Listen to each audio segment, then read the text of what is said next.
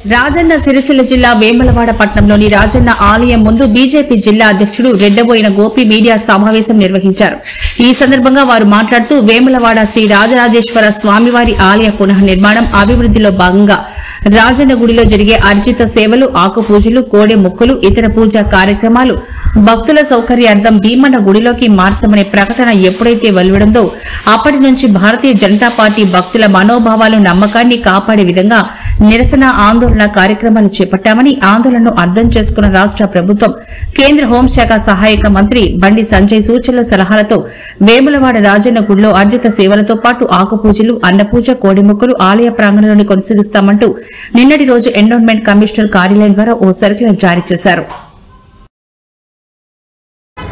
ఏదైతే పునర్నిర్మాణంలో భాగంగా వేములవాడ రాజన్న ఆలయం యొక్క అభివృద్ధిలో భాగంగా రాజన్న ఆలయంలో ఉండే అర్జిత సేవలను కానీ, కోడెమొక్కులను కానీ, ఆకుపూజలను కానీ భక్తుల సౌకర్యార్థం భీమన్న ఆలయంకు షిఫ్ట్ చేసామని ఏదైతే సంచుక వెలువడిందో ఈవో గారి ఆఫీస్ నుండి, అప్పటి నుండి భారతీయ జనతా పార్టీ వారి యొక్క పార్టీ విధానం ద్వారా హిందువుల మనోభావాలు దెబ్బతినకుండా, మన భక్తుల యొక్క నమ్మకాన్ని వమ్ము చేయకుండా ఏదైతే అర్జిత సేవలు కానీ, దర్శనాలు కానీ రాజన్న ఆలయ ప్రాంగణంలోనే ఇవ్వాలని చెప్పి ఆందోళనను స్టార్ట్ చేసినాం.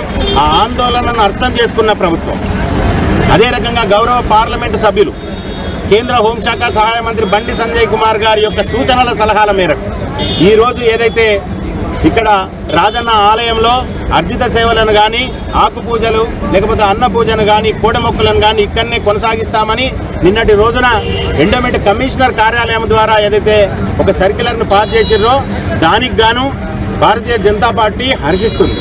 అభివృద్ధికి ఎప్పుడుగాను భారతీయ జనతా పార్టీ వ్యతిరేకం కాదు. రాజన్న ఆలయ అభివృద్ధి జరగాల్సిందే. భక్తుల మనోభావాలను దెబ్బతినకుండా, హిందువుల మనోభావాలు దెబ్బతినకుండా అభివృద్ధి జరగాల్సిందే. పాపం స్థానికంగా ఉన్న కొందరి కాంగ్రెస్ నాయకులకు మాత్రమే మా ఆలోచన ఏందనేది అర్థం కాలేదు, కానీ ప్రభుత్వం అర్థం చేసుకున్నది. కనుక ఈరోజు ఈ నిర్ణయం తీసుకున్నందుకు మేము ప్రభుత్వానికి ధన్యవాదాలు తెలియజేస్తున్నాం.